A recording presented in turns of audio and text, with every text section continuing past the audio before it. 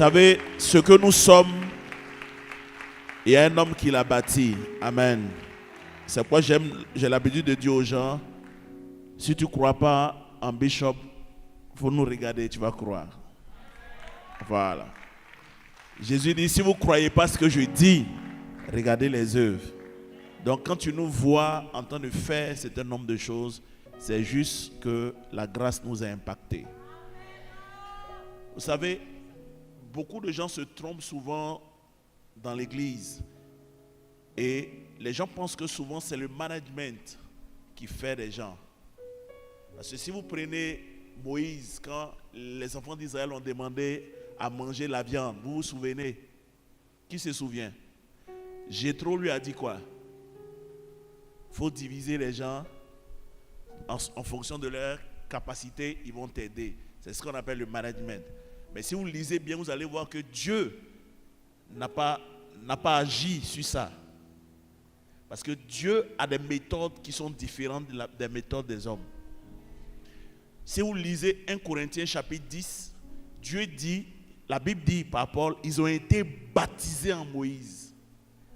Jéthro a ordonné le management, mais la solution de Dieu était le baptême en Moïse.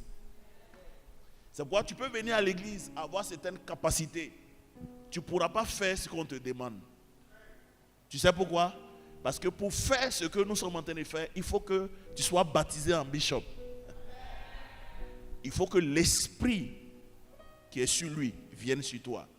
Sinon, tu seras qualifié, mais tu ne pourras pas faire l'œuvre. Parce que ici, dans cette maison, ce n'est pas les qualifications qui travaillent. Quelqu'un n'a pas compris ce que je dis. C'est pourquoi on peut te former, on peut te donner des techniques, mais si tu n'as pas l'esprit de la personne, tu ne peux pas faire ce qu'il est en train de faire. Que Dieu vous bénisse. Asseyez-vous. Je n'ai pas envie de rentrer dans certaines choses. Donc, célébrons Dieu pour la vie de notre papa, qui a impacté nos vies. C'est pourquoi nous sommes en train de faire ce que nous sommes en train de faire. Que Dieu vous bénisse abondamment. Allons rapidement dans la parole de Dieu. Allons dans le livre de Romains, chapitre 1, versets 16 à 18. Nous sommes en train de parler de l'héritage négatif. Mais ce matin, le sous-thème, c'est l'héritage divin. Comment créer un héritage divin? Alléluia. Dis à ton voisin, comment créer un héritage divin? Comment créer un héritage divin? Oui. Je n'ai point honte de l'évangile. C'est une puissance de Dieu pour le salut de quiconque croit.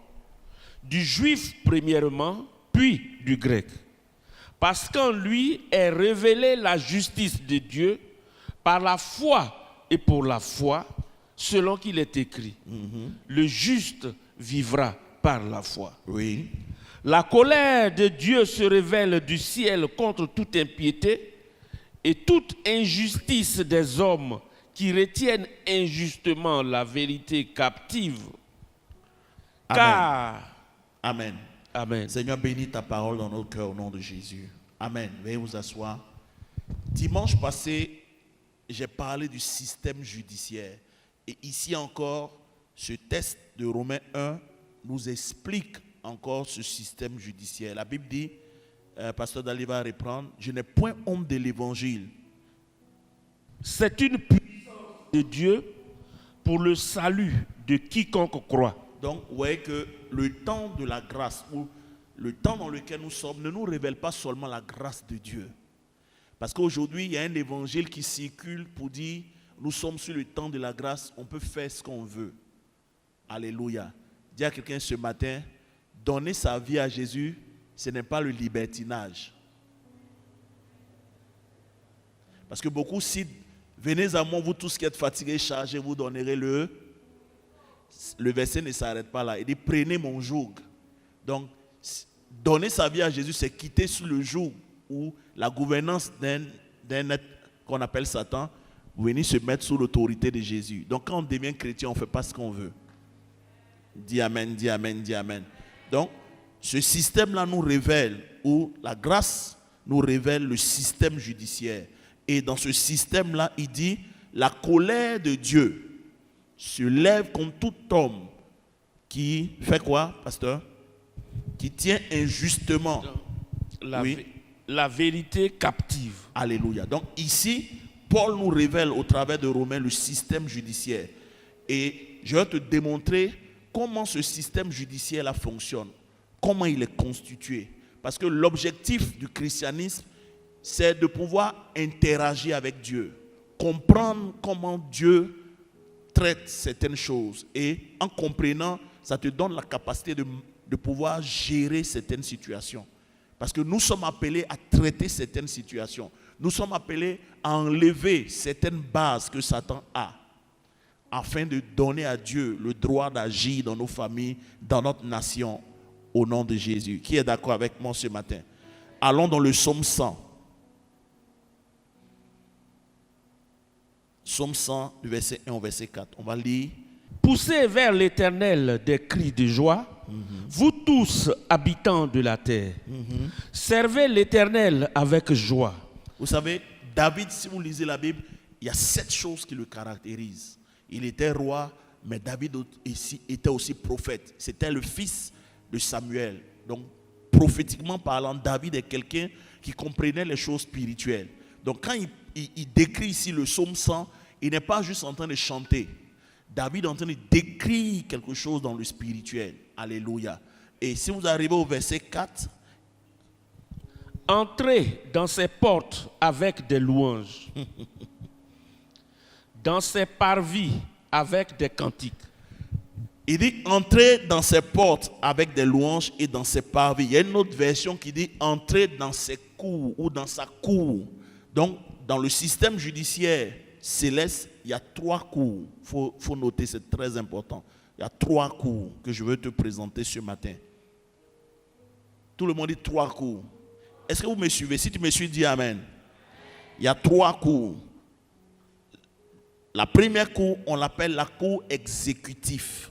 C'est ce que vous voyez dans Genèse 1,26. On va lire Genèse 1,26. On a un peu de temps, donc on peut traîner un peu ce matin. Genèse 1,26. Cette cour... Oui, vas-y, pasteur. Faisons l'homme à notre image. Faisons. Dieu le Père, Dieu le Fils, Dieu le Saint-Esprit. C'est un gouvernement. C'est une cour exécutive. Et dans cette cour exécutive, c'est la volonté de Dieu qui règne. La volonté de Dieu est absolue dans cette cour. C'est ce que beaucoup de chrétiens, ne comprenant pas souvent la parole de Dieu, disent Dieu est souverain. Mais quand on dit Dieu est souverain, c'est à ce niveau de cette cour-là que Dieu est souverain. Parce que dans cette cour-là, les verdicts de Dieu sont sans appel. C'est pourquoi on dit, papa à la Bible dit, Dieu ne se répand pas de ses dons et de ses appels. Les dons de Dieu sont sans appel. Quand Dieu décide quelque chose, quand cette cour décide, ça s'exécute immédiatement. C'est au cours de cette cour-là, à cette réunion-là, que Jésus a été désigné pour venir mourir pour les hommes. C'est pourquoi à Gethsémane, quand Jésus prie, il dit, Père, est-ce que cette coupe ne peut pas s'éloigner de moi? Mais c'est un décret divin, c'est déjà établi.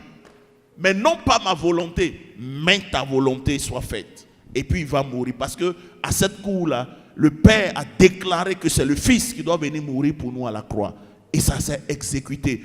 Deuxième chose, c'est cette cour-là qui a décidé que Paul soit arrêté sur la route de Damas.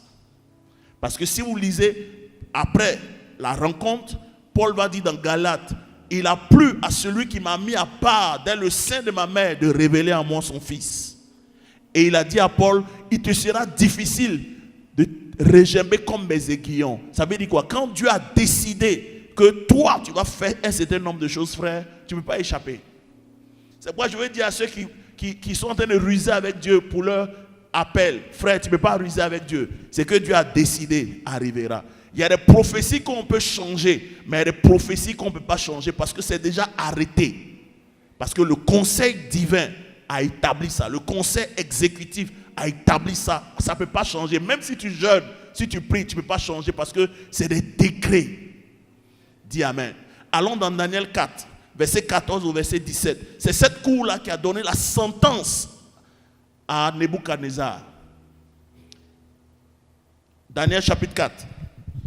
Nebuchadnezzar, roi, à tous les peuples, aux nations, aux hommes de toute langue qui habitent sur toute la terre, oui, que la paix vous soit donnée avec abondance. Il m'a semblé bon de faire connaître les signes et les prodiges que le Dieu suprême a opérés à mon égard. Que ces signes sont grands, que ces prodiges sont puissants. Son règne est un règne éternel et sa domination subsiste de génération en génération. Amen. Oui, vas-y, pasteur. Moi, Jusqu'au verset Nebuchadnezzar, je vivais tranquille dans ma maison et heureux dans mon palais. J'ai eu un songe qui m'a effrayé. Les pensées dont j'étais poursuivi sur ma couche et les visions de mon esprit me remplissaient d'épouvante. J'ordonnai qu'on fit venir devant moi tous les sages de Babylone afin qu'ils me donnassent l'explication du songe. Alors lis le verset 14, le verset 14 à 17. Il cria avec force et parla ainsi: abattez l'arbre et coupez ses branches, secouez le feuillage et dispersez les fruits, que les bêtes fuient de dessous et les oiseaux du milieu de ses branches. Mais laissez en terre le tronc où se trouvent les racines, et liez-le avec des chaînes de fer et des reins parmi l'herbe des champs, qu'il soit trempé de la rosée du ciel et qu'il ait, comme les bêtes, l'herbe de la terre pour partage. Son cœur d'homme lui sera ôté, et un cœur de bête lui sera donné, et 7 temps passeront sur lui. Verset 17. Cette sentence est un décret. Oui, non? Cette sentence est un décret. Oui. De ceux qui veillent. De ceux qui veillent. Ça veut dire que ce décret-là vient de cette cour exécutive. Voilà. Quand un déclare, le décret est entériné, on ne peut pas le changer. Dis Amen. Amen. Et j'ai une bonne nouvelle pour toi, c'est que ton appel vient de cette cour. Oh, est-ce que je peux dire, quelqu'un peut me dire Amen? Le fait que tu sois né de nouveau, c'est pourquoi il dit à Jérémie, avant que tu ne sois formé dans le ventre de ta mère, je te connaissais, je t'avais déjà établi. Il y a des gens que Dieu a déjà établis. C'est pourquoi Satan ne peut rien contre ta destinée, parce que cette destinée-là n'a pas commencé le jour où tu es né. C'est un décret qui vient de ceux qui veillent. Dire que Satan ne peut pas t'arrêter. C'est pourquoi David a compris ce principe-là. C'est pourquoi David a vaincu, il a combattu 44 combats. Pendant sa royauté, il n'a jamais perdu de combat. Pourquoi? Parce que David ne se battait pas parce qu'il est fort. David ne se battait pas parce qu'il est intelligent. David se battait par les décrets de cette cour. Quand David veut aller à la guerre, il dit: Père, monterai-je? Quand le décret est sorti, il sait que ce n'est plus Goliath, ce n'est plus une armée, frère. Parce que quand le Père a parlé, quand le verdict est sorti, il n'y a aucun ennemi qui peut tenir devant lui. Ce matin, je prie pour quelqu'un, que Dieu donne un décret d'ici décembre, d'ici la fin de l'année, que celui qui veille s'élève de son trône et déclare un décret en ta faveur, en faveur de ta famille. Si quelqu'un dit Amen, il le reçoit ce matin. Alléluia. C'est une cour exécutive. Là-bas, quand Dieu décide, sa volonté est souveraine. Deuxième cour, qu'on appelle la cour céleste de justice. Si vous prenez Zacharie le chapitre 3, les deux autres cours que je vais citer, là-bas l'homme a la capacité d'intervenir. Parce que Dieu, dans sa sagesse infinie, a voulu que dans son règne, certains hommes, toi et moi, nous puissions interagir avec lui. Est-ce que tu peux acclamer Dieu, il est bon? Amen.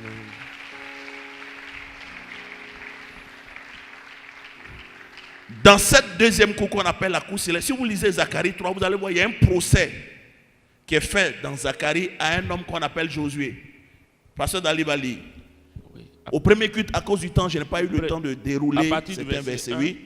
Il me fit voir Josué, le souverain sacrificateur, debout devant l'ange de l'Éternel, et Satan qui se tenait à sa droite pour l'accuser. C'est dans cette cour-là qu'on traite tout ce qui est accusation de l'ennemi. Alléluia. C'est dans cette cour qu'on traite tout ce qui est légalité. Tout le monde dit légalité. C'est ce que nous avons vu dimanche passé. C'est dans cette cour-là. Mais dans cette cour-là, tu as la voix. Ta voix porte. Tu peux venir plaider. Alléluia. Dire que ta voix porte. Tu peux venir plaider. C'est ce que Ésaïe 41, verset 21 nous a dit.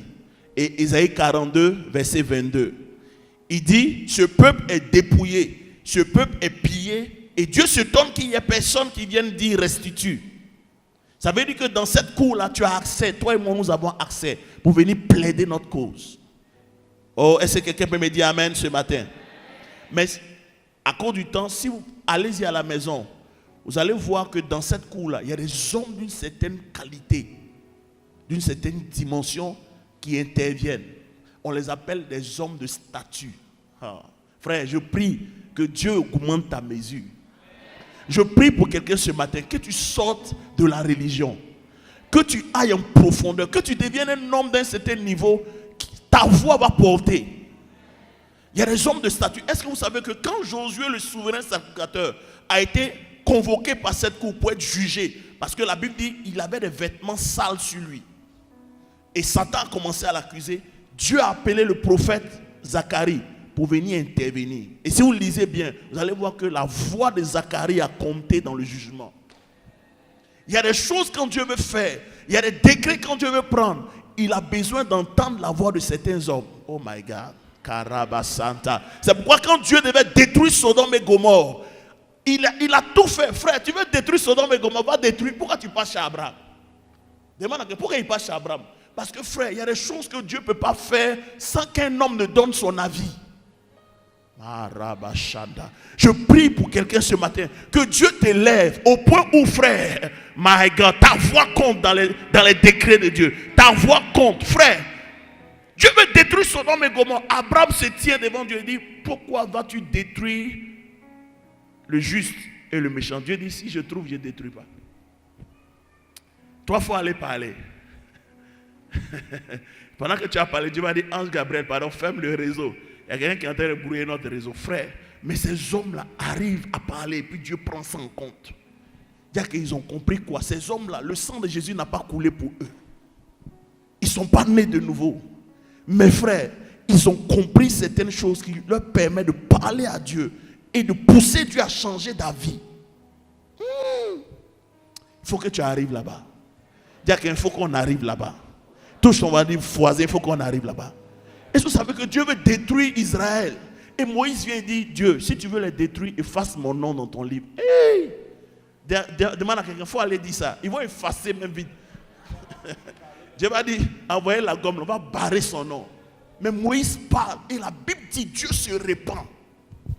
Lui, il a compris quoi pour pousser Dieu à se repentir. Il n'a pas le sang de Jésus.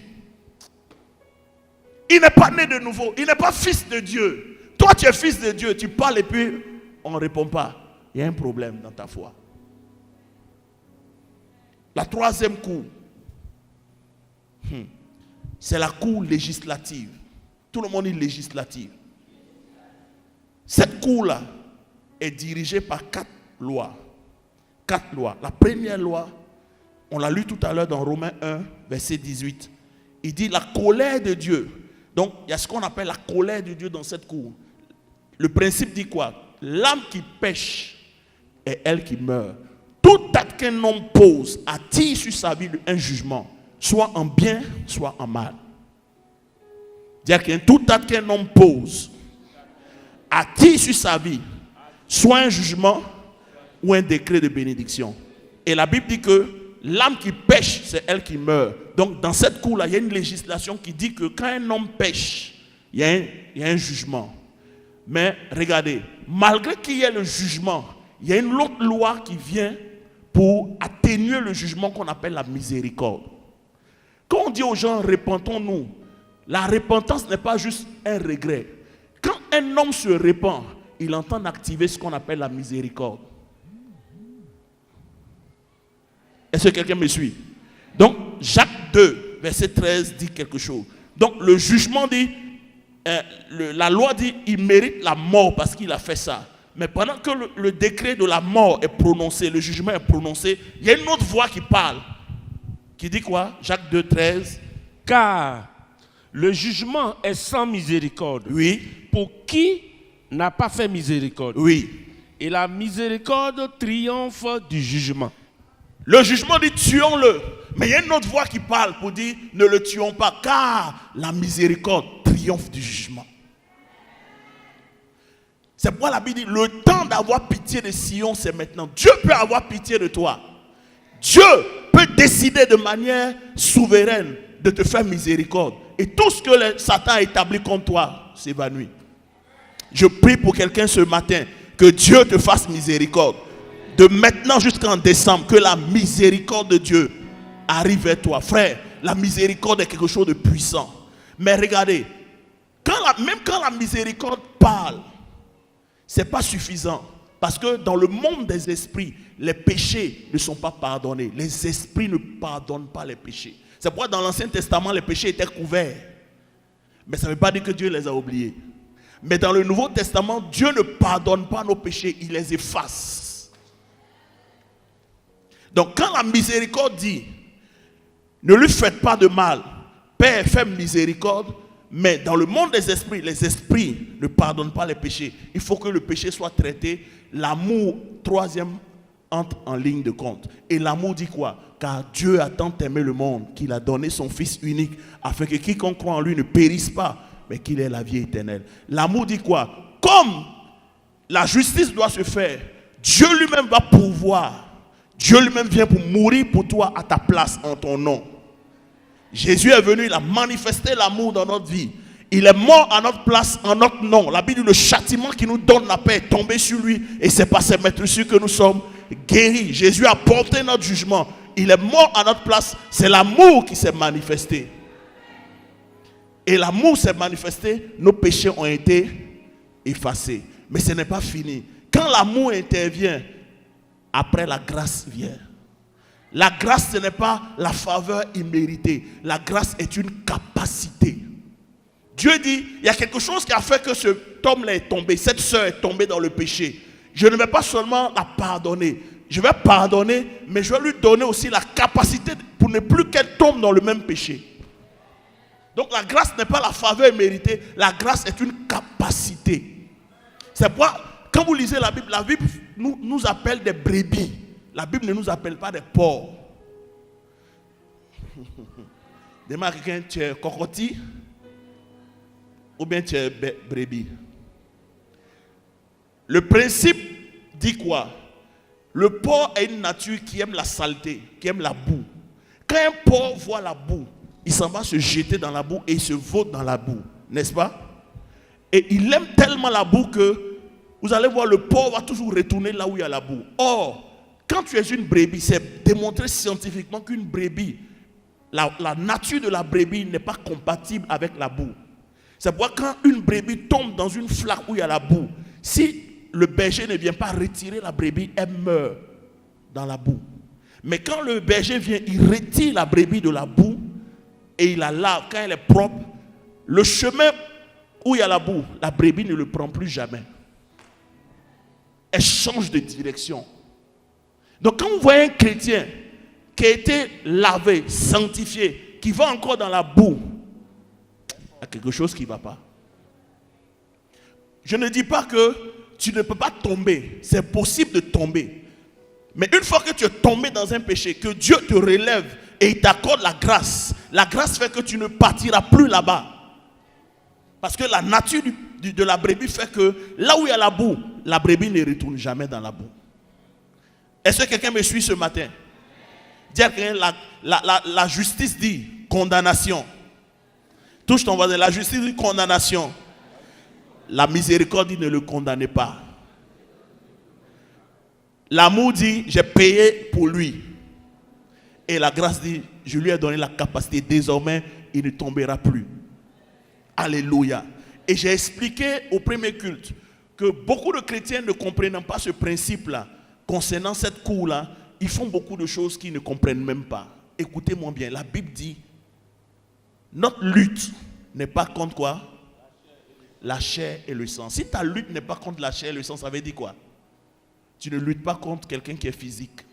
Tu luttes contre quelqu'un qui est où? Dans l'invisible. Or, il y a un problème. Les esprits qui sont dans l'invisible ne marchent pas selon le temps. C'est ceux qui sont dans le naturel qui marchent dans le temps. Nous, là, on considère la vie en termes de passé, présent, futur. Or, dans l'esprit, dans le monde invisible, la notion de passé, présent, futur n'existe pas. Là-bas, le passé, c'est maintenant. Le présent, c'est maintenant. Le futur, c'est maintenant. Je ne sais pas si quelqu'un me suit. Donc, frère, quand toi tu dis je veux m'enjailler maintenant, l'esprit là, lui, pendant que tu es en train de t'enjailler maintenant, parce que tu te dis quoi? J'ai un besoin pressant. Il faut que je m'enjaille maintenant. Toi, ce que tu ne sais pas, c'est que tu vois la vie en séquence. Pendant que tu es en train de t'enjailler, tu ne vois pas le futur.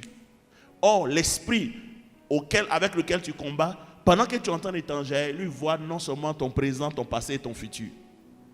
Donc, le futur que tu ne comprends pas, que tu n'as pas encore touché, parce que tu te dis c'est demain, ça va marcher. L'esprit là, lui, il est déjà dans ton futur. Donc l'acte que tu vas poser, il peut saboter ton futur. C'est comme ça beaucoup de gens sont en train de saboter leur futur. Parce qu'en réalité, le combat dans lequel nous sommes n'est pas physique. Dis à ton frère, le combat n'est pas physique. Le combat est dans l'esprit. La vie n'est pas naturelle, la vie est spirituelle. C'est pourquoi il faut que tu deviennes un homme spirituel. Dis à ton voisin, deviens un homme spirituel. La Bible dit, ce n'est ni par la force, ni par la puissance, mais c'est par mon esprit. Ça veut dire que, frère, les combats de la vie ne sont pas intellectuels. Les combats de la vie ne se font pas avec la force naturelle. Les combats de la vie se font dans l'esprit. Parce que c'est des combats qui sont spirituels. C'est pourquoi, frère, ton plus grand allié dans cette masse, c'est le Saint-Esprit. Dis ça à quelqu'un, frère. Ce n'est pas par ta force. Chaque matin, quand je me réveille, je dis, Seigneur, je ne peux pas. J'ai besoin du Saint-Esprit pour pouvoir affronter cette... Frère, il y a des pièges que tu ne vois même pas. Tu combats contre des esprits invisibles, frère. Il y a des choses, ils ont déjà planifié, déjà août. Mais si tu es un homme de l'esprit, l'esprit va commencer à te dire, commence à jeûner maintenant, parce qu'il y a des choses qui ont été planifiées. Avant même que tu n'entres en août, tu as déjà déverrouillé tous les plans de Satan.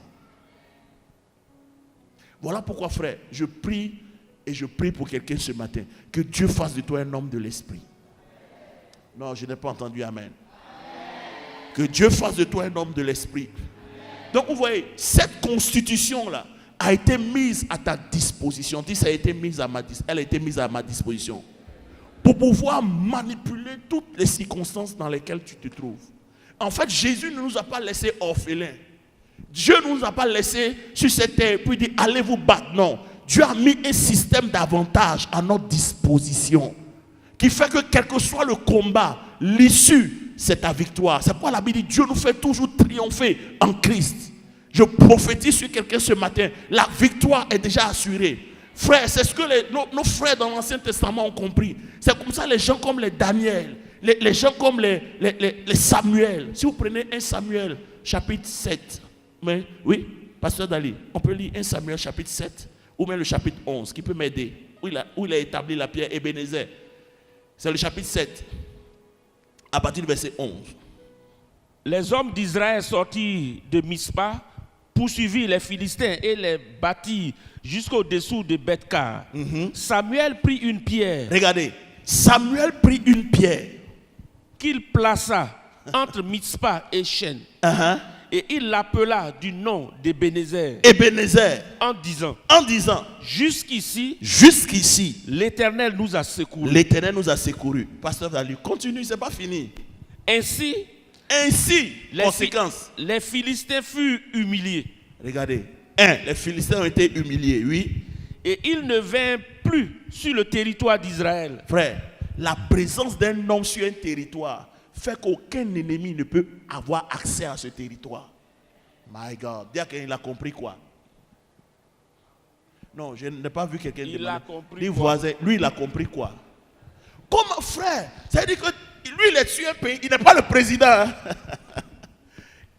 On n'a pas besoin d'avoir AK-47. On n'a pas besoin d'avoir les RPG.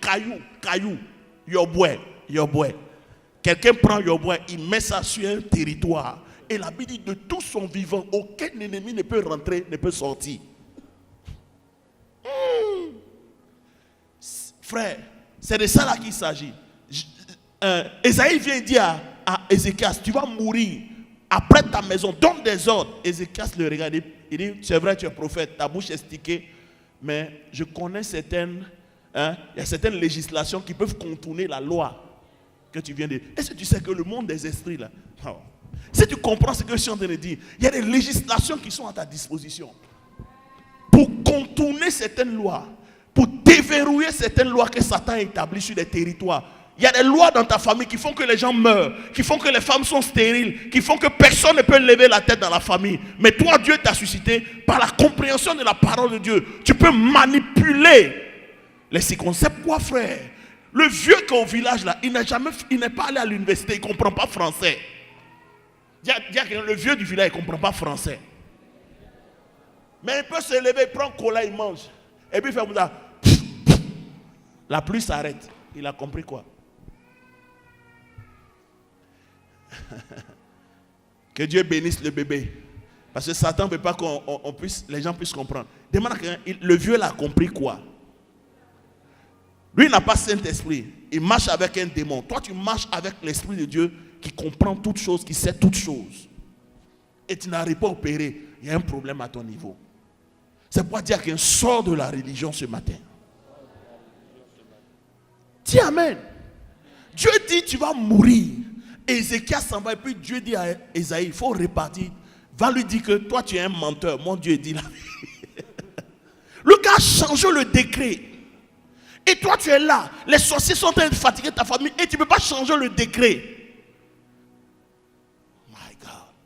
Esaïe, il n'a pas, c'est-à-dire Ézéchias n'a pas le sang de Jésus. Il n'a pas accès au ciel. Toi aujourd'hui tu es fils et fille de Dieu. Tu as accès au ciel par Jésus-Christ. Tu es assis à la droite du Père avec Christ. Mais tu ne peux pas changer une situation. Et tu dis que tu es chrétien, il y a quelque chose qui ne va pas dans ton christianisme. C'est pourquoi, frère, il faut vous réveiller. Sinon, Satan va vous manger comme Ngomi à Elé. C'est Ngomi à Elé qui est. Ils vont te manger comme poulet. Et les gens seront étonnés, mais pourquoi Dieu? Moi, j'ai l'histoire d'un ami. Quand j'étais à Mans, parce que j'ai donné ma vie à Jésus à Mans. Il y avait un autre responsable de jeunesse. Il était appelé au ministère, pasteur Dali. En vacances, quand nous sommes entrés à Abidjan, lui, il a pris une moto avec un frère de l'église. Il partait dans un village. Et ils sont arrivés quelque part au milieu de la route. La moto, la chaîne de la moto là, a eu un problème. Donc, ils se sont mis sur le côté pour arranger la chaîne. Un cas est quitté de nulle part, écrasé le frère, le pasteur assistant. Le cœur du pasteur est sorti de sa poitrine. Et le frère qui était avec lui a vécu la scène jusqu'à aujourd'hui. Il ne veut plus entendre parler de Jésus. Il dit comment quelqu'un qui sait Dieu peut mourir de cette sorte. Lui ne croit pas en Jésus. Frère, c'est de ça que nous sommes en train de parler ce matin. Frère, il y a des mystères dans cette histoire. Si tu ne comprends pas comment les traiter, tu seras pasteur, tu seras en train de confesser Jésus et puis on te mange avec arachide grillé, avec sauce moutarde et puis on te mange. Et puis les gens sont étonnés. Je vous ai dit ce matin, j'ai dit au premier culte, quand Apocalypse 12, 10 dit, ils l'ont vaincu à cause du sang et à cause de leur témoignage, car ils n'ont pas aimé leur vie. Le sang est permanent, mais le témoignage n'est pas permanent. Les gens ne comprennent pas la parole de Dieu. C'est Jésus qui a vaincu le diable, mais la victoire nous a été donnée par procuration. Satan ne peut pas changer ce que Jésus a fait, mais il peut changer ton témoignage pour annuler ce que Jésus a fait dans ta vie. Ils l'ont vaincu à cause du sang. C'est le sang. Jésus a vaincu Satan de manière en présentiel. Il a vaincu Satan. Donc le sang là, le verdict du sang ne peut pas changer. Mais le verdict concernant l'église peut changer. C'est pourquoi la Bible nous appelle le sel. Si le sel perd sa saveur, ça veut dire que tu peux perdre ta saveur. C'est pourquoi ton témoignage, c'est pourquoi il dit, ils l'ont vaincu. À cause de quoi? De leur témoignage et parce qu'ils n'ont pas aimé leur vie. Ça veut dire, frère, quand on devient chrétien, il y a un style de vie qu'on a, qui est le style de vie de la porte étroite, qui nous maintient dans la victoire que Jésus a fait. Donc, tu ne peux pas être chrétien, puis tu vis comme tu veux et espérer que Satan quitte ta vie. Ce n'est pas possible. Voilà pourquoi les chrétiens prient et ça ne marche pas. Pourquoi? Parce qu'ils ne marchent pas dans la justice de Dieu. Ah, est-ce que je parle à quelqu'un ce matin? Dis à quelqu'un, c'est pourquoi il faut que tu changes de vie ce matin. C'est pourquoi, pasteur Dali va lire Ésaïe 41, verset 21, Ésaïe 42, verset 22, il peut même lire Ésaïe 43, verset 25. c'est là où j'ai parlé de quoi? J'ai parlé de quoi? Dimanche passé. Comment on traite l'héritage négatif. J'ai dit pour traiter l'héritage négatif, il faut d'abord vérifier dans la lignée. Tu es issu d'une famille, n'est-ce pas? Et dans cette famille-là, il y a une généalogie. Il y a eu lui qui a été à la tête de cette famille-là, qui est rentré dans certaines choses. Et quand il est rentré dans certaines choses, des portes ont été ouvertes. C'est ce qu'on appelle des brèches. Et quand des brèches s'ouvrent dans une famille ou dans une lignée ou dans un ministère, parce qu'il peut y avoir des brèches dans un ministère, il peut y avoir des brèches dans un foyer, il peut y avoir des brèches. Et quand le serpent entre dans cette brèche-là, la première chose que vous allez constater, c'est ce qu'on appelle les tendances. Tout le monde dit les tendances. Deuxièmement, les cycles démoniaques. Il y a des cycles dans la famille. Et troisièmement, il y a ce qu'on appelle les flots générationnels. Quand vous voyez ces choses-là, ça veut dire que quelqu'un a ouvert une porte. C'est pourquoi Ésaïe 42, verset 22 dit quoi? Pasteur Dali, tu peux lire pour nous? Et c'est un peuple pillé et dépouillé. Oui. On les a tous enchaînés dans des cavernes. Oui. Plongés dans des cachots. Oui. Ils ont été mis au pillage. Oui. Et personne qui les délivre. Uh-huh. Dépouillés. Et personne qui dise restitue. Donc, je vous ai dit, il faut que quelqu'un s'élève dans cette lignée pour activer la cour, pour dire restitue. Le temps de restituer, c'est maintenant. Donc, frère, c'est pourquoi Ézéchiel 22 dit quoi? Je cherche parmi eux un homme. Et je vous ai expliqué dimanche passé que pour régler ces choses-là, ça ne se règle pas comme ça. C'est des choses qui touchent la légalité. En fait, quand la personne a ouvert la porte à Satan, Satan est rentré de manière légale dans votre famille. Pour qu'il sorte, il faut que quelqu'un qui est de la lignée là se lève pour traiter la base qui a été donnée à Satan. C'est pourquoi, frère, il ne s'agit pas seulement de venir voir Pasteur Meya pour dire, Pasteur Meya, j'ai des problèmes de démons, il faut les chasser. Non. Parce que beaucoup de personnes pensent que la délivrance, c'est chasser les démons. Frère, chasser les démons, là, ce n'est que la petite partie. Oh, est-ce que je parle à quelqu'un ce matin? Et j'ai expliqué au premier culte qu'en réalité, quand vous allez vous mettre sous un esprit, par exemple, Abraham adorait le Dieu qu'on appelle Sin. C'est le Dieu soleil et le Dieu lune. Et comment on peut savoir que Abraham adorait ce Dieu-là? Il y a un signe de l'esprit là qui était dans la lignée d'Abraham, c'est la stérilité. Quand vous adorez un esprit, l'esprit ne vous donne pas seulement certaines choses. L'esprit, en vous donnant ce qu'il vous donne, laisse son caractère dans la lignée. Ah, est-ce que je parle à quelqu'un ce matin? C'est pourquoi vous voyez, Israël a été délivré des Égyptiens, mais l'Égypte était en eux. Donc les démons peuvent sortir de notre corps, mais ça ne veut pas dire que le système dans lequel ils ont été est sorti de toi. Je peux continuer? Je peux aider quelqu'un ce matin? C'est pourquoi avant d'aller prier pour chasser les démons, il faut t'assurer qu'il n'y a pas de compatibilité entre toi et l'esprit que tu veux chasser. C'est pourquoi Jésus dit, le diable vient, mais il n'a rien à moi. Il n'y a pas de compatibilité. Parce que s'il y a compatibilité, tu ne peux pas le chasser. Parce qu'on ne peut pas chasser un ami. On ne peut pas chasser deux personnes qui s'aiment. Oh, alléluia, alléluia, alléluia. Est-ce que quelqu'un me comprend ce matin?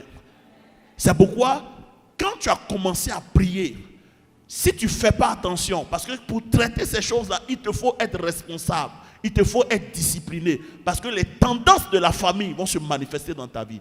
Qui est ici, tu pries. Et pendant que tu pries, tu as des attaques. Pendant même que tu es en train de jeûner, c'est là que tu as des pensées impures. Talk to me. Qui est ici qui voit ça?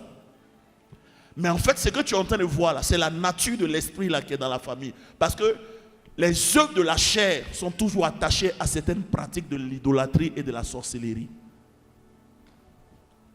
C'est pourquoi la Bible dit c'est la bénédiction de l'Éternel qui il ne l'a fait suivre d'aucun. Ça veut dire quoi? Quand Dieu te bénit, comme il est pur, ce qui suit la bénédiction, c'est sa nature, la pureté. Donc il n'y a pas de chagrin. Mais si tu vas prendre un esprit de mort, il va t'apparaître comme un esprit de bénédiction, de prospérité. C'est pourquoi nos frères brouteurs la meurent. Parce que le marabout qui les met dans cette alliance ne leur dit pas la vérité. il présente l'esprit là comme un esprit de quoi? De prospérité. Or, l'esprit là est un esprit de mort. Donc, comme tu as pris son argent et que lui, sa nature, c'est la mort s'attache à toi. Tu ne manges pas l'argent à 2 ans, tu meurs. Parce qu'un esprit laisse toujours sa marque dans ta vie. Voilà pourquoi quand tu cherches la délivrance, il faut que toi-même d'abord tu sois discipliné. C'est-à-dire qu'il faut être discipliné. C'est pourquoi beaucoup d'entre vous, quand vous avez commencé à prier, traiter certaines choses, il y a l'alcool qui a commencé. Parce que vous allez voir, la plupart des gens dans les familles, il y a l'alcool, il y a le sexe, il y a la colère. Est-ce que je parle à quelqu'un ce matin? Frère, moi je suis un homme de terrain, donc je sais de quoi je te parle. C'est les lieux où papa m'a envoyé, c'est les lieux au Burkina, là, frère. Là-bas, là, on n'a pas besoin de porter veste et cravate. C'est pas où vous me voyez, ils ne portent pas veste, parce que c'est des terrains de combat. Et quand tu es sur le terrain de combat, tu ne prêches pas comme quelqu'un qui est sorti à l'école biblique. Tu prêches avec expérience. Dis amen, dis amen, dis amen. Dis à quelqu'un, ce matin, il faut que la chose la quitte en toi. Il y a un pasteur qui a rendu un témoignage, il priait pour l'esprit de mort qui décimait les gens dans sa famille. Et un jour, il dit, il était tellement fatigué de voir, tous les jours ils vont au funérailles. Il n'y a jamais de célébration dans leur famille. Tous les jours c'est funérailles. Il a prié 12 heures. Et quand il a fini de prier les 12 heures, la Bible, le témoignage, il dit, Dieu a ouvert ses yeux. Et il se retrouve dans la cour de son papa. Et en face, 2 esprits gardiens sont les esprits qui gardent la maison de son papa.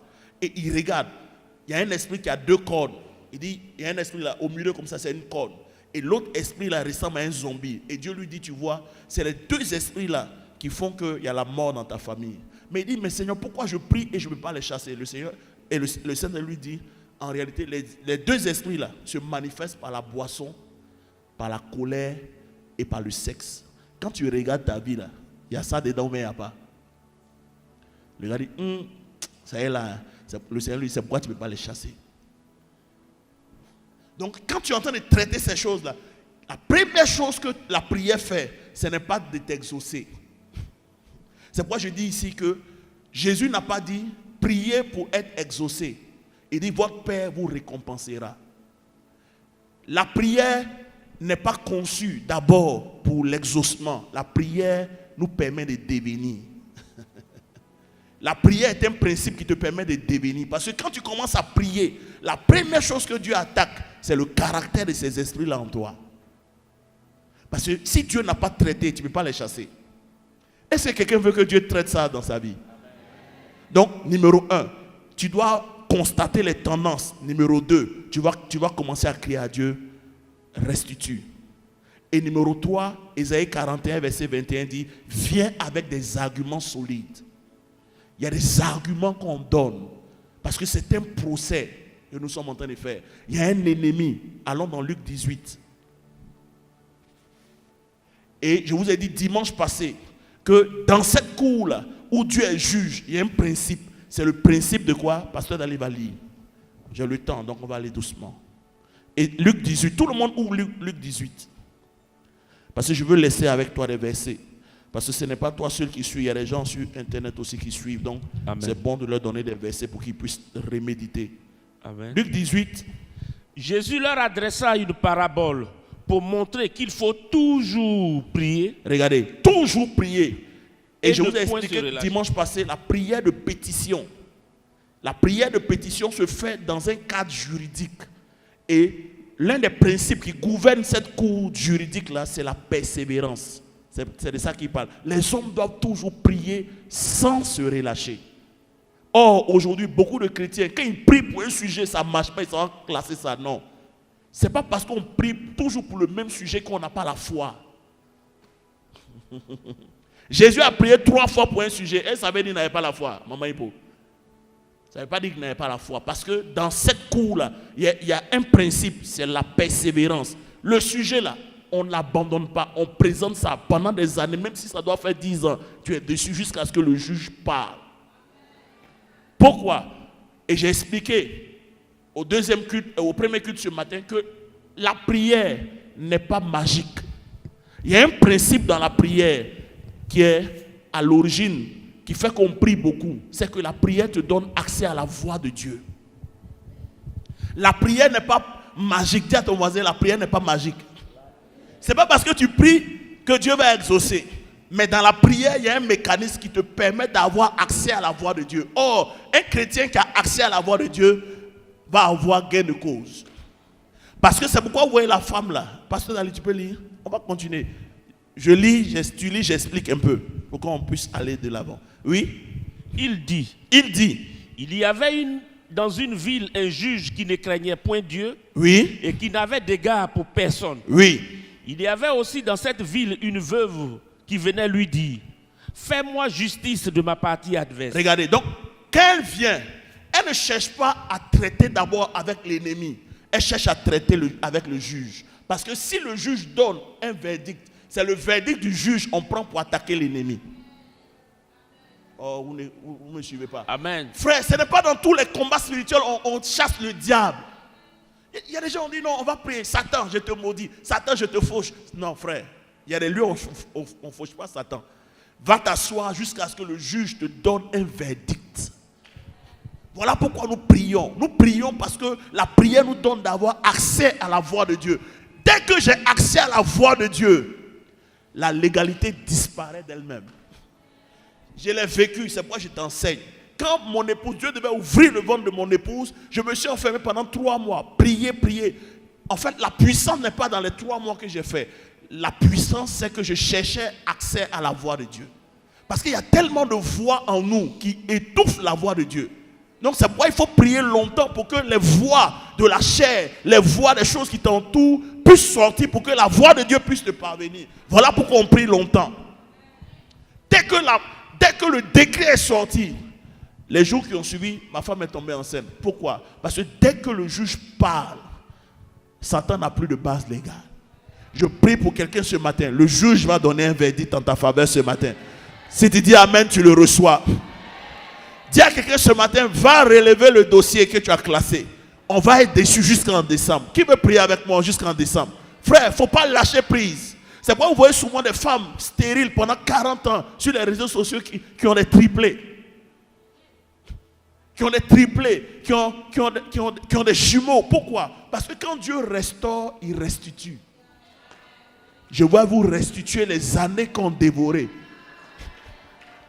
Je veux 2 personnes. 2 personnes.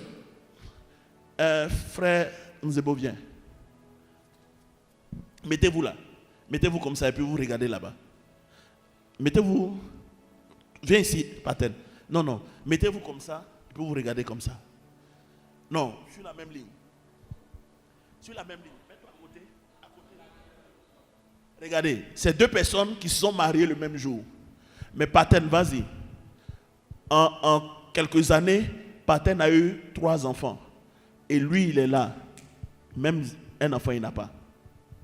Si le système judiciaire doit l'exaucer, Paten a fait combien d'années pour avoir 3 enfants? Hein? Il a fait 3 ans pour avoir 3 enfants. Lui, il est à la 7e année, il n'y a pas d'enfant. Si Dieu vient ici pour lui donner un enfant, Dieu ne l'a pas restauré. Dieu a compensé. Si Dieu doit le restaurer, viens. En 1 mois, il a 3 enfants. Arrête-toi là. Il a 3 enfants en même temps. Dieu rattrape le retard. C'est ce qu'on appelle la restauration. C'est ce que Dieu fait. Donc je veux prophétiser pour quelqu'un. Tu penses que les autres sont allés. Ils ne sont pas encore allés. Il y a un mécanisme qui peut te donner 4 en une seule couche. Oh, si une femme qui a besoin d'enfant dit Amen, elle reçoit. Dis je reçois mes 4 triplés au nom de Jésus. C'est pourquoi la Bible dit Dieu va te restituer les années qu'ont dévoré la sauterelle. Et je l'ai dit ce matin, écoutez-moi bien. Un homme spirituel, son âge ne se compte pas à partir du jour où il est né. Un homme spirituel, on commence à compter son âge à partir du jour où Dieu le visite.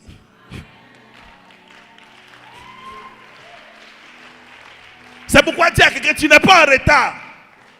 Parce qu'une seule visitation de Dieu ce matin, oh my God, peut te faire rattraper les années perdues.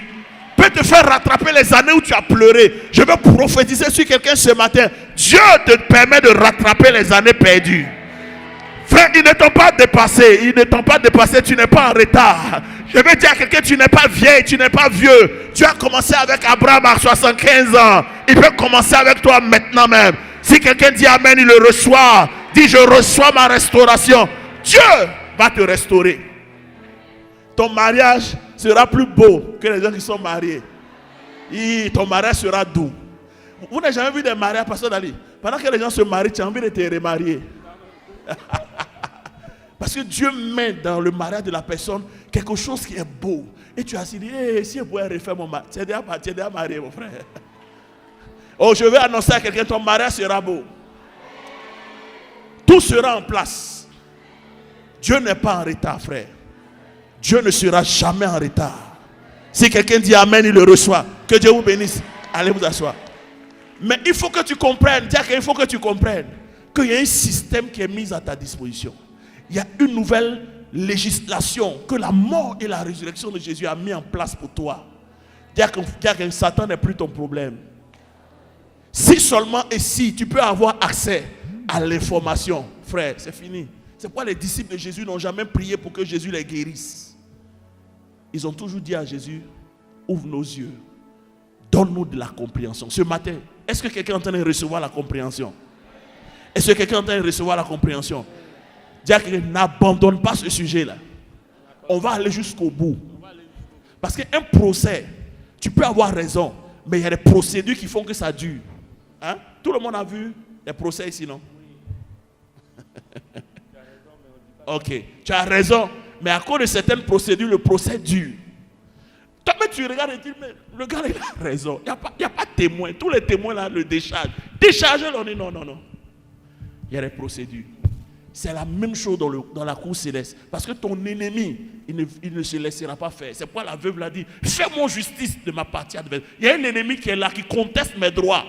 Fais-moi justice. Elle est restée là et quand le juge a dit, elle m'importune, je vais lui donner. Est-ce que ce matin, tu vas importuner Dieu?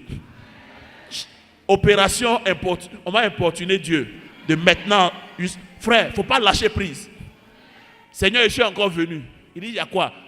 Je veux mon bébé. Ouais. Tu veux quoi? Je veux mon bébé. Et puis tu t'en vas. Seigneur, je veux mon bébé. Seigneur, je veux mon bébé. C'est pourquoi il te faut une pénina dans ta vie. Qui va te pousser, ça va te faire mal, frère. Tu sais, à un moment donné, quand la douleur monte, tu as commencé à prier comme Anne.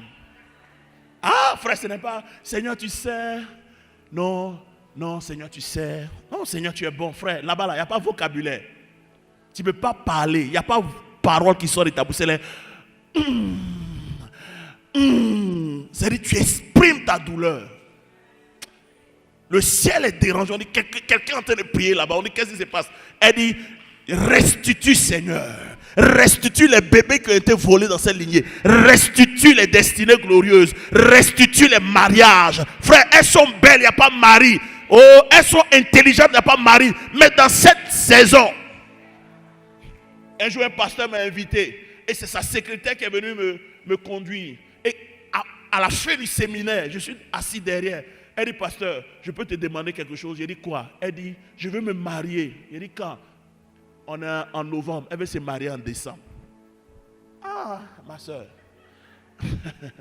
Mais frère, je lui ai dit, parce que j'ai senti que c'était une urgence. J'ai dit, qu'il te soit fait selon ta foi. En décembre, 2 frères sont venus se battre. Décembre là, ils ont fait dot. Janvier, elle s'est mariée. Aujourd'hui, elle te parle. Frère, et la dame dont je parle là, elle a 2 enfants. Hein. Elle a été Miss Yamsokro. Après qu'elle a eu les 2 enfants, le monsieur l'a abandonné. Et lui qui l'a marié, là, c'est un pasteur. Il dit, waouh. Frère, tu sais, quand tu comprends certaines législations que Dieu a mises à ta disposition, tu peux manipuler le naturel à ta guise. C'est ce que les gens font dans... C'est pourquoi Bishop dit ici, là, qu'il y a plus de gens dehors spirituels que dans l'église. Tu n'as pas compris ce que papa dit. Il y a plus de gens là, ils sont plus spirituels que les gens qui sont dans l'église. Je vous pose la question.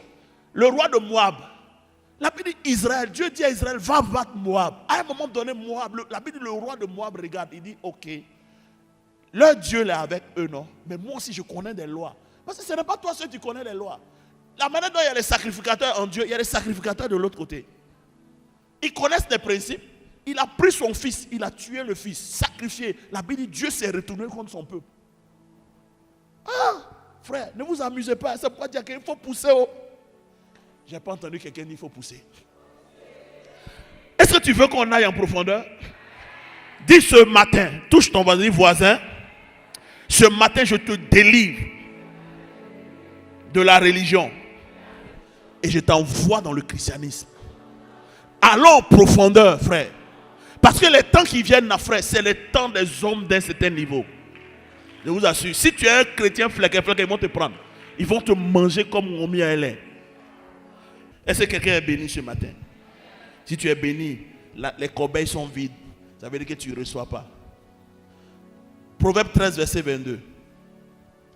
L'homme de bien a pour héritier les enfants de ses enfants. Donc, dans le premier message, j'ai parlé de comment traiter. Il faut aller dans la cour de justice, présenter des pétitions, venir avec des arguments. Ce matin, on va continuer, mais ce message-là, c'est pour juste te donner d'autres arguments. Parce que Dieu dit, Ésaïe 41, verset 21, de venir avec des arguments. En fait, ce qui fait que ça ne marche pas, c'est un argument que Satan a utilisé. Il n'est pas fort. C'est pourquoi la Bible dit que quelqu'un ne peut pas rentrer dans la maison d'un homme fort, prendre ses biens, s'il ne lit pas d'abord l'homme fort. Il n'est pas fort en termes de puissance, il est fort en termes de légalité. Je vous explique. La France a colonisé la Côte d'Ivoire, non? Amen.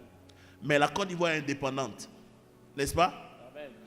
Si le président français s'arrête à l'Élysée et puis il dirige la Côte d'Ivoire, il a fait quoi? Qu'est-ce qu'il a fait? Oh, vous comprenez? Vous ne comprenez pas. Est-ce que de la France, Macron peut diriger la Côte d'Ivoire? Pourquoi? Nous sommes indépendants. S'il le fait, ils m'ont dit quoi? Ingérence dans les affaires intérieures d'un État. Mais regardez, malgré que la France ne peut pas diriger la Côte d'Ivoire depuis l'Élysée, la France va créer une autre loi qu'on appelle la loi de la diplomatie. La diplomatie dit quoi? La diplomatie dit qu'on vient installer notre ambassade chez vous. Et par l'ambassade, on envoie des ambassadeurs qui font la politique directe qui influence la Côte d'Ivoire. Donc Jésus nous a libérés, nous sommes indépendants. Mais il y a des législations que Satan sait. Quelqu'un peut ouvrir une porte et Satan vient déposer son ambassade. On ne peut pas le chasser. C'est ce qui se passe au Mali. Hein, tu regardes là, c'est ce qui se passe en Ukraine. Ils disent que l'Ukraine, c'est leur territoire. Ils ne peuvent pas entrer dans un autre État. Mais ils sont indépendants, mais ils ne sont pas indépendants. Oh, on dirait que quelqu'un ne comprend pas ce que c'est. Jésus utilisait les choses naturelles pour enseigner les choses spirituelles. Frère, par les ouvertures que tu as eu à faire, là, tu as créé une ambassade. Donc, par la diplomatie, Satan est maintenant sur certains territoires, dans certaines familles. Donc, pour le chasser, frère, il faut des arguments. Nous, on a connu ça. On voulait les chasser, ça chauffait sur nous. On est obligé de rester encore dedans. Amen. Proverbe 13, verset 22 dit quoi? Un homme bon. Tout le monde dit un homme bon. Pas un homme riche. Un homme bon.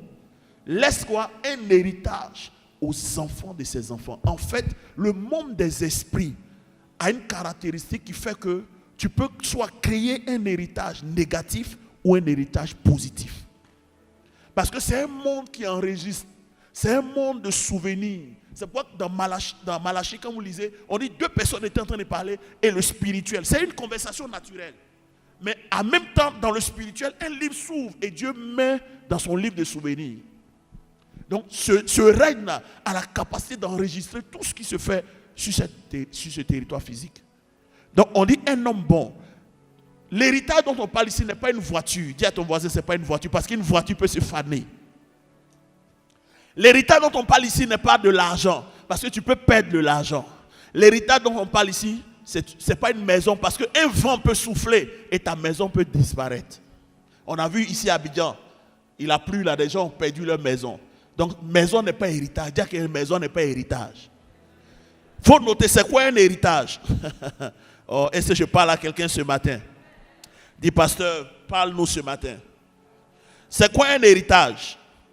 Ce sont des actes de bonté et de justice qui relâchent des bénédictions spirituelles qui vont impacter de génération en génération les enfants de tes enfants. Un héritage, ce sont des actes de bonté, des actes de justice qu'un homme pose, qui relâchent dans le monde des esprits des bénédictions qui vont impacter les enfants de leurs enfants. Ça veut dire quoi, frère? Le jour où tu as donné ta vie à Dieu, qui est la première génération de chrétiens ici? Dans ta famille, tu es la première génération de chrétiens. Lève la main. Vous avez un travail énorme à faire. Écoutez-moi bien. C'est pourquoi on est allé vous chercher. C'est pourquoi Jésus nous a sauvés. Pour faire un travail extraordinaire. C'est pourquoi Ésaïe 58, verset 12 dit, ils rendront le pays habitable. Ça veut dire quoi, frère? Ta responsabilité, c'est de marcher avec Dieu, de servir Dieu à un certain niveau d'excellence, un certain niveau de consécration qui vont faire quoi? Qui vont annuler toutes les lois que Satan a établies dans cette famille-là, qui font que la famille est sous le joug de l'ennemi. Ton rôle, c'est par ta consécration, par ton service, par ce que tu fais pour Dieu, frère. C'est pourquoi si tu es dans cette église, on ne doit pas te pousser pour évangéliser. On ne doit pas te motiver pour servir Dieu. Parce que tu es assis, tu ne sais pas ce que tu es en train de faire. Tu ne sais pas, Bishop. Tu es en train de créer quelque chose dans le monde des esprits qui va parler demain pour toi et tes enfants et des enfants de tes enfants. Non, quelqu'un n'a pas compris. Dis à quelqu'un, par la qualité de ta marche avec Dieu, par la qualité de ton service, tu peux créer une nouvelle plateforme qui va donner à Dieu de descendre dans cette lignée et restaurer la lignée, restaurer la gloire de cette lignée. Parce que je vous ai dit ici dimanche passé, dans les familles, il n'y a pas seulement la malédiction, il y a aussi la bénédiction. C'est pourquoi quand vous voyez une famille où les gens ne s'entendent jamais, quand ils font réunion, chacun parle, ça ne finit pas. Ils ont la grâce du leadership. C'est que tu vois, tu appelles, ils ne s'entendent pas là. C'est une grâce qui est sûre. Quand vous voyez des gens, l'affaire des femmes, ce n'est pas petit. Ils ont la grâce prophétique. Delilah aime ceux qui ont l'onction prophétique. C'est les womanizers. Ils aiment femmes. L'affaire des femmes, frère, ce n'est pas femme, il faut regarder. C'est pourquoi il dit, on les appellera réparateurs de brèches, ceux qui rendent le pays habitable. Ça veut dire que, frère, avant que le pays ne soit désert, il y avait une structure qui était là. Satan n'a rien créé. Les malédictions viennent pour pervertir ce qui est déjà là. Ce que vous appelez les sorciers, là, c'est les hommes qui ont l'onction prophétique. C'est pourquoi la prophétie et la divination sont identiques. Mais un jour, je te dis, quelle est la différence? Dis amen, dis amen, dis amen. Qui veut créer un héritage pour ses fils? Par la qualité de ta vie, tu peux créer une nouvelle plateforme. C'est pour ça qu'on est allé nous chercher. C'est pourquoi c'est ce que Jésus dit quand il dit, je bâtirai mon église. L'église est le gouvernement de Dieu établi sur un terrain. Est-ce que vous savez qu'ici en Côte d'Ivoire, nous pouvons créer une nouvelle législation qui va apporter le réveil dans cette nation? C'est notre rôle. C'est pourquoi ce n'est pas juste venir à l'église, on tape les mains, on dit, tu es sapé aujourd'hui. Non, on n'est pas venu pour ça ici, pour regarder nos habits, pour sentir nos parfums. Nous sommes une assemblée. Nous sommes venus légiférer. Notre forum, quand on prie ensemble, là, on entend de légiférer, on entend de changer les lois sur la nation. Quand on a commencé à prier à Yopougon, il y a une sorcière qui est venue mercredi. Elle vient voir ce qui se passe. Parce qu'elle ne comprend pas ce qui se passe dans le quartier. Les gens du quartier ont commencé à venir à l'église. Pourquoi? Parce que la prière qu'on enseigne, on est en train de créer une nouvelle législation, une nouvelle plateforme qui va donner à Dieu de sauver toutes ces personnes à Yopougon CPE. Bientôt tu vas voir des jeunes gens, des jeunes filles de cette église remplies de la puissance de Dieu. Parce que sur le territoire, c'est pourquoi, regardez, quand les espions sont arrivés à Jéricho, ils n'ont pas vu Rahab comme une prostituée. Ils ont vu Rahab comme l'arrière-grand-mère de Jésus. La prostitution cachait quelque chose. Donc quand tu vois les gens sur le territoire en train de boire, en train de faire des bêtises, c'est que tu vois, la cache quelque chose. C'est pourquoi il faut être un homme spirituel pour comprendre ce qui se passe derrière certains actes. Pour pouvoir restaurer. Je prie pour quelqu'un ce matin. Dieu te suscite Et la Bible dit dans Abdias 1, verset 21, des rois sortiront, des sauveurs sortiront de Sion. Je veux prophétiser ce matin que des sauveurs sortent de ta famille. Que de cette église monte des sauveurs. Que dans ta famille, frère, tu n'es pas né de nouveau par hasard. Tu es né de nouveau parce que Dieu veut traiter quelque chose dans cette famille. Tu es né de nouveau parce qu'il y a des challenges, il y a des défis que Dieu veut relever dans cette famille. Mais Dieu a regardé depuis l'éternité, il t'a regardé, il dit c'est toi, c'est pasteur Dali, c'est le frère Paten, c'est pasteur Meya, c'est maman Lise qui va relever le défi de la brèche qui a été ouverte. C'est pourquoi on t'attaque. On ne t'attaque pas parce que tu es beau. On t'attaque parce que c'est toi qui as l'onction. La Bible dit un jour Samson partait à Timna avec son père et sa mère. Et un lion est sorti. Au lieu d'attaquer le papa et la maman de Samson, le lion n'attaque pas le papa et la maman de Samson. Le lion attaque Samson. Pourquoi? Parce que c'est lui qui a l'onction. On t'attaque parce que c'est toi qui as l'onction.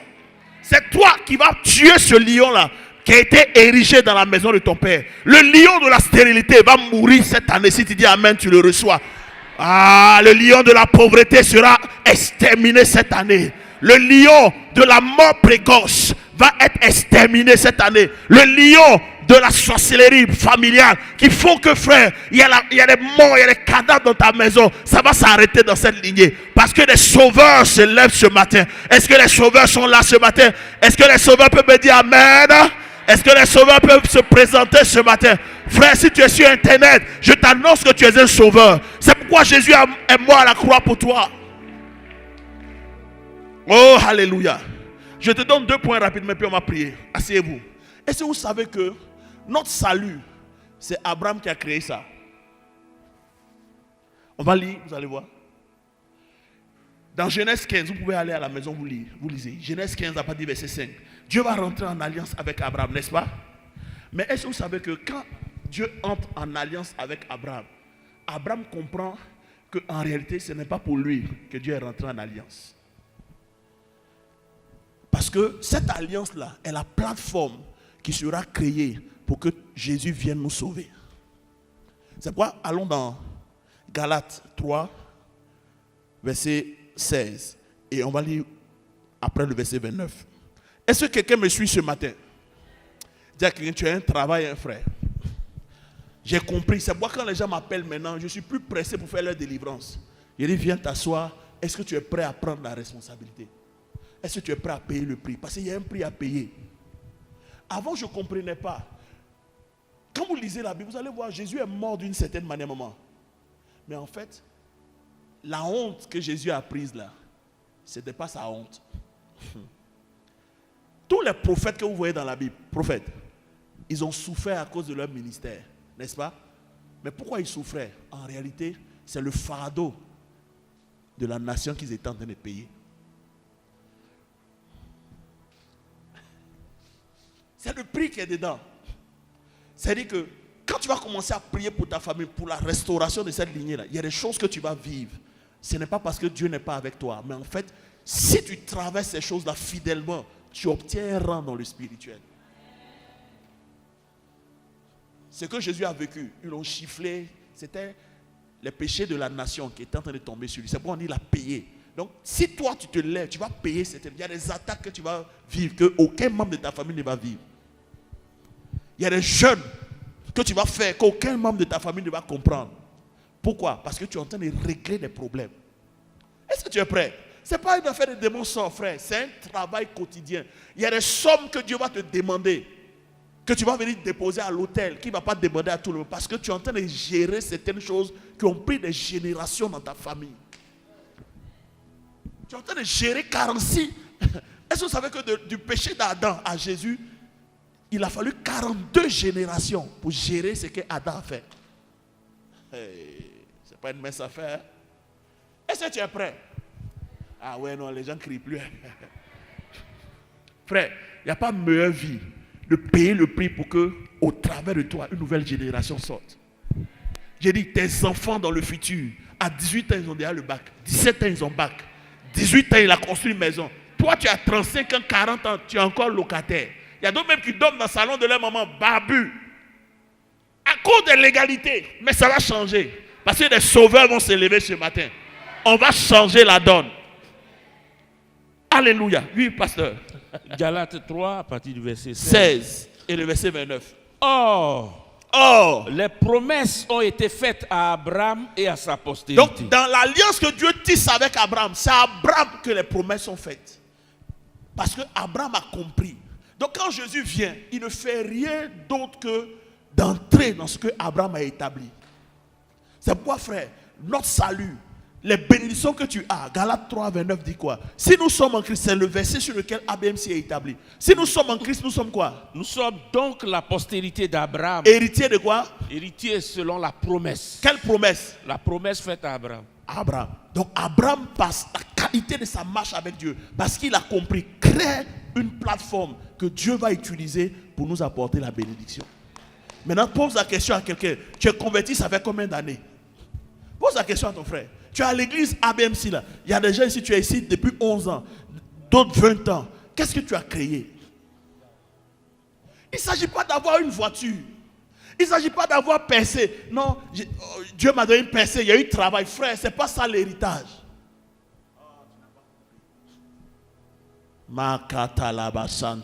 Est-ce que je parle à quelqu'un ce matin? Des voisins. Ça fait 10 ans que tu es converti, 20 ans que tu es converti. Qu'est-ce que tu as créé par ta marche, par la qualité de ta marche? C'est de ça qu'il s'agit. C'est de ça qu'il s'agit. Est-ce que tu es prêt ce matin à créer? Moi, mes enfants ne vont pas souffrir. Parce qu'il faut que je paye le prix. Parce que frère, si tu ne traînes pas ça, Papitou va vivre ça. Et les enfants de Papitou vont vivre de génération en génération. Nous, on a décidé d'arrêter ça. Dans notre lignée, là, après nous, là, ceux qui vont vivre 120 ans, 130 ans, 140 ans. Pourquoi? Parce que quelqu'un s'est levé et a traité les racines de la mort. Quelqu'un s'est levé et il a traité, il a créé une nouvelle plateforme qui a poussé Dieu à proclamer une nouvelle loi qui va abroger les lois anciennes. Est-ce que tu sais que c'est ton travail? C'est pourquoi quand Abraham a fait ce qu'il a fait, le verset que vous citez, Psaume 105, verset 15 dit quoi?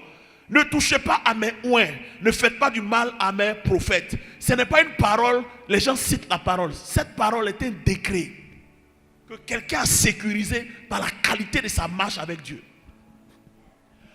Par la qualité de son service, par la qualité de son don, par la qualité de sa consécration. Dieu est obligé de parler sur la personne qui est devenue dans le spirituel un héritage pour ses enfants. C'est pourquoi Balaam s'est levé contre la descendance d'Israël. Il n'a pas pu. Dieu a dû fermer la bouche de Balaam. Balaam n'est pas un petit gars. Balaam est un sorcier redoutable. Et il était reconnu dans le temps que si Balaam te maudit, tu es maudit. Mais il arrive devant Israël. Il ne sait pas qu'il y a un décret invisible qui est sur ce peuple. Ah frère, quelqu'un ne comprend pas ce que je suis en train de dire. Je sens la puissance de Dieu ici ce matin. Frère, tu peux créer un décret invisible. Papi tout en train de s'amuser. Ils sont dans la voiture, ils sont allés boire. La voiture fait tonneau, tout est froissé. Les gens sont morts. Lui, il est sorti vivant. Les gens disent, mais comment, frère? Quelqu'un a créé un héritage qui a parlé pour le petit. Voilà pourquoi dire à quelqu'un, quand on vous dit de vivre dans la sanctification, on vous dit de marcher dans la justice, on n'est pas en train de vous faire du mal. Dieu ne mange pas ta sanctification. Mais il faut que tu saches qu'il y a un système judiciaire céleste qui prend en compte les actes que tu poses et qui les sécurise dans le spirituel. Et ces actes-là vont parler pour tes enfants. Demande à quelqu'un, qu'est-ce que tu as créé? Parce que tous les jours, Seigneur, il faut que tu me donnes un mari. Seigneur, il faut que tu me donnes un mari. Est-ce que tu sais que tu peux ne pas te marier et à partir de toi, toutes les sœurs vont se marier? Quelqu'un n'a pas dit amen. Parce qu'il ne veut pas aller passer. Parce qu'il faut qu'il me marie. Hein? Tu peux payer le prix. C'est pourquoi la Bible dit Abraham n'a pas vu l'accomplissement des promesses. Il les a salués de loin. Mes frères, il les a salués à cause de qui? Isaac. Il les a salués à cause de Jacob et à cause d'Israël aujourd'hui. Abraham n'est plus là, mais aucune nation ne peut les battre. Pourquoi? Il y a quelque chose d'invisible qui est dans le spirituel. Tu ne peux pas te lever contre Israël. Tu te lèves, tu seras abattu. Mais qui a fait ça?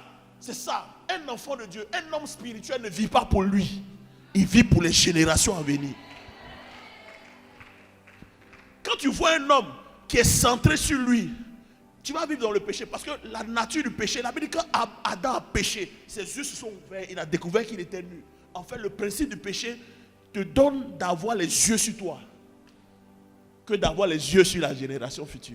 Il y a plein de gens là, tu vis dans l'impudicité parce que tes yeux sont sur toi. Tu regardes ta facture de courant, tu regardes, comment j'ai fait, et puis le propriétaire vient, frère, vaut mieux vivre dans la rue pour Jésus que de vivre dans une maison en étant maîtresse. Parce que on a bien aujourd'hui aux chrétiens, quand tu viens à Jésus, tu ne souffriras pas, frère. Ce n'est pas parce qu'on souffre, c'est la volonté de Dieu qui te fait souffrir. Tu n'as pas compris. Fais la volonté de Dieu, fais souffrir. Tu es dans un milieu où tout le monde fornique. Et on vient te dire non, tu es impuissant parce que toi, les femmes là te disent rien. Ils ne savent pas que moi, je suis en train de préparer quelque chose. On est à l'église, mon ami fornique, ils sont les soeurs de l'église. Et puis on dit, même frère, toi aussi tu es là, va, il faut manger. Frère, je ne mange pas, je sais où je vais. Dire que je ne mange pas. Manger. Allez-y manger. Demain, quand tu vas te marier, vous jouez le diable. Hein? Tu as triché, non? Il va t'attendre dans le foyer. Il est le même hier, aujourd'hui, éternellement. Pendant que tu attendais ton genre, lui, il est déjà dans le futur. Tu es marié maintenant, tu cherches enfant. Pasteur, il faut prier. Je ne prie pas pour toi. Je ne dis pas amen. Je ne prierai pas pour toi. Va t'asseoir, tu vas te repentir. Et puis tu vas commencer à dire à Dieu, je ne ferai plus. Et puis Dieu va te faire grâce. Quand on vous parle, vous ne voulez pas écouter. Continuez. Est-ce que tu es prêt à préparer? Vous vous souvenez de 1 Roi chapitre 11? Pasteur Ali va lire et puis on va terminer ce matin. Est-ce que quelqu'un était béni? Même si tu n'es pas béni, tu es condamné à être béni. Amen. Regardez. À partir du verset 1. Avant de lire ça, je vous dis, les actes de bonté et de justice ne consistent pas seulement pour les chrétiens. Écoutez-moi bien. Oh. Si ton papa a servi la Côte d'Ivoire, il n'a jamais trempé dans la corruption.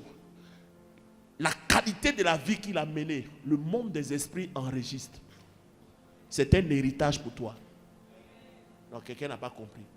C'est pourquoi vous voyez dans la Bible, Dieu a dû sauver qui? Corneille. Corneille n'était pas chrétien. Mais sa qualité de vie et ce qu'il faisait pour l'œuvre de Dieu a créé un mémorial dans le ciel pour lui. Au point où personne n'a prêché à Corneille. Dieu est descendu pour dire, lui, il doit être sauvé. Est-ce que tu sais que tu peux pousser Dieu à descendre dans ta famille pour sauver toute ta famille? Non, quelqu'un ne dit pas bien amen. J'ai dit, je te mets au défi de maintenant descendre. On va créer de nouvelles plateformes. Qui est prêt avec moi? On va créer, tu dis, maintenant je serai en décembre, jusqu'à l'année prochaine, je ne vivrai plus dans le péché. Je me donne carrément à Jésus, je me discipline, frère. Tu vas voir, Dieu va descendre dans l'arène. Et il va faire des choses qui vont t'étonner. Dis amen. Qui ici t'ont pas servi l'État dans la droiture?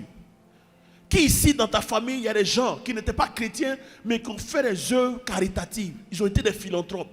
Un matin, le monsieur s'est levé, il allait donner un verre d'eau à une veuve. Frère, chaque fois que quelqu'un dans ta famille a béni une veuve, un orphelin, Dieu a établi ça dans le ciel. Vous jouez avec la parole de Dieu. Si tu sais ces choses-là, tu peux aller devant Dieu avec cet argument pour dire Seigneur. Parce que regardez, Proverbe 4, verset 18. Et puis, pasteur, on va revenir à le texte que je t'ai donné. Frère, il y a des choses qui vont changer de maintenant en décembre. Tu le crois? Tu peux créer une nouvelle plateforme. Oui? Proverbe 4, verset 18. Le sentier des justes est comme la lumière resplendissante. Donc, en fait, les justes dont on parle ici, ce n'est pas seulement des chrétiens. Il y a des gens qui n'étaient pas chrétiens, mais qui étaient des hommes justes, qui étaient des hommes bons, qui ont aidé les gens. Moi, je ne comprenais pas. Nous, on est nés dans la main des sorciers, mais aucun sorcier n'a pu nous toucher. Pourquoi? Parce que la plupart sont venus manger à la maison, dormir à la maison. Mon père les a tous élevés, il les a tous aidés. Il n'y a pas quelqu'un qui peut nous toucher. C'est pourquoi, frère, les sorciers ont tué beaucoup de gens, mais ta famille, personne n'a été touché, ils ont été épargnés. Pourquoi? Parce que papa un jour a posé un acte. Dieu a écrit dans le livre, de souvenirs. Et à cause de ce tact-là, c'est comme ça que toi tu as été sauvé. Un jour tu passais, quelqu'un a prêché l'évangile, tu pensais que c'est parce que tu es bon? Non. Il y a quelque chose qui a parlé pour dire il faut qu'on le sauve. C'est comme ça que tu as été sauvé. Si vous prenez dans ma famille, la plupart des conversions, personne n'a prêché. Les gens se lèvent et puis ils s'en vont à l'église. Et puis ils ne vont pas dans une autre église, c'est évangélique. Dans ma famille aujourd'hui, il y a au moins 4 pasteurs. 4 pasteurs. Il y a un qui jouait au foot. Très brillant. Il jouait au Sabé Sport. Un matin, il s'est levé, Dieu dit d'aller au village. Il est reparti au village, il a construit une église. Il est pasteur au village d'une église. Frère, cette année-là, l'année passée, tous les enfants de la cour, des enfants des caissiers, eux tous, il n'y a pas un qui a échoué à un examen. Il n'y a pas un. Parce qu'on a prié quand le dernier bastion il est tombé. L'homme fort est tombé. Quand il est tombé, les portes ont commencé à s'ouvrir. Est-ce que quelqu'un me suit ce matin?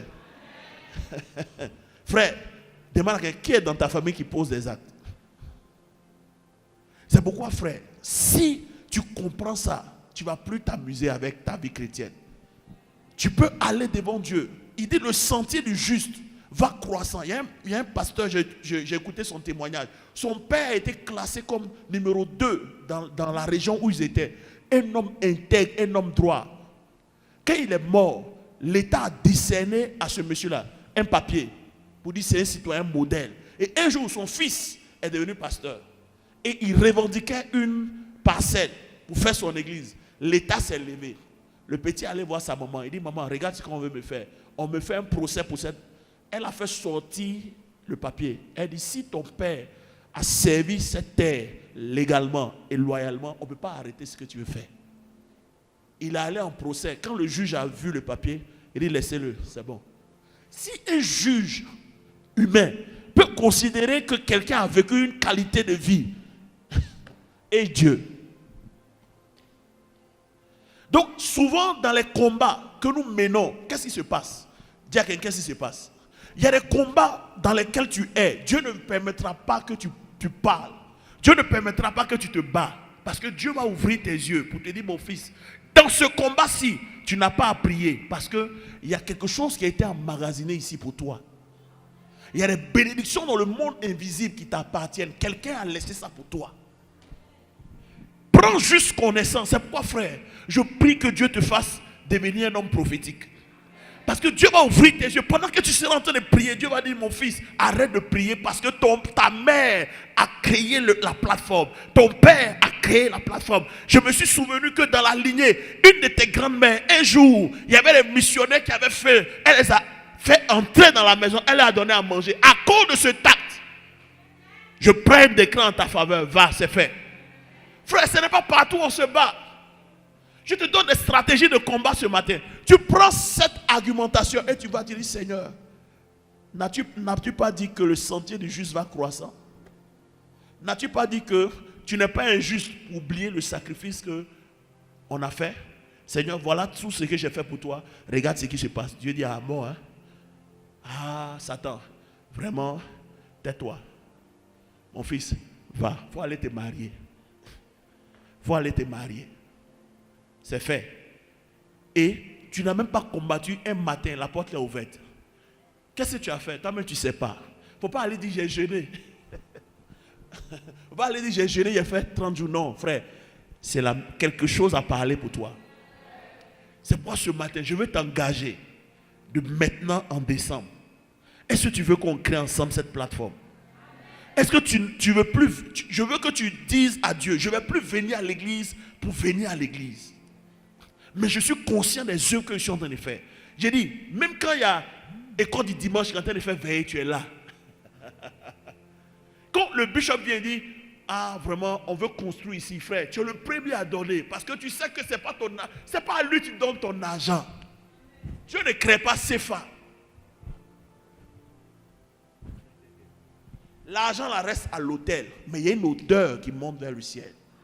Dieu ne reçoit pas nos dons en termes de physique, il reçoit ça en termes d'encens, de parfum.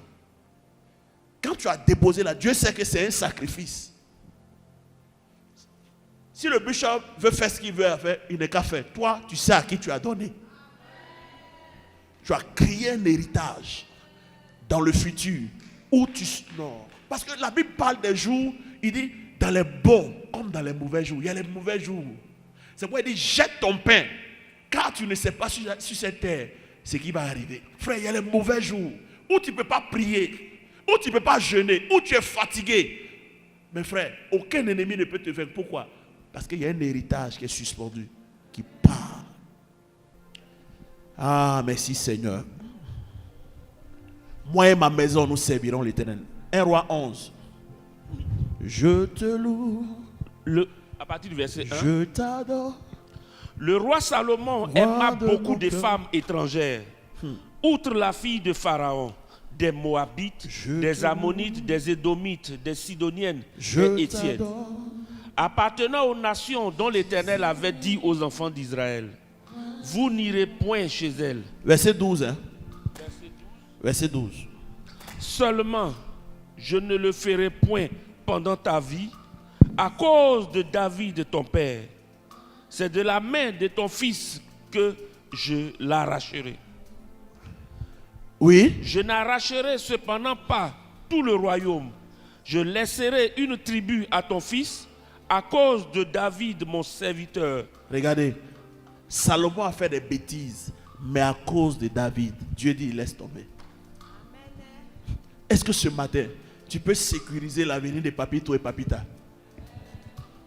Dieu va venir, il va dire, je te bénis à cause de Paten. Je te bénis à cause du prophète Meya. Je te bénis à cause de Maman Hippo. Je te bénis à cause de Maman Zarou. Elle a posé un acte. Tu n'étais pas encore né. Tu étais en train de te perdre. Et puis un matin, Dieu vient, il le prend. Et puis le gars, il devient évangéliste. Tout le monde dit, tiens, c'est pas le gars qui tombait dans les caniveaux, frère. Quelque chose à parler pour lui.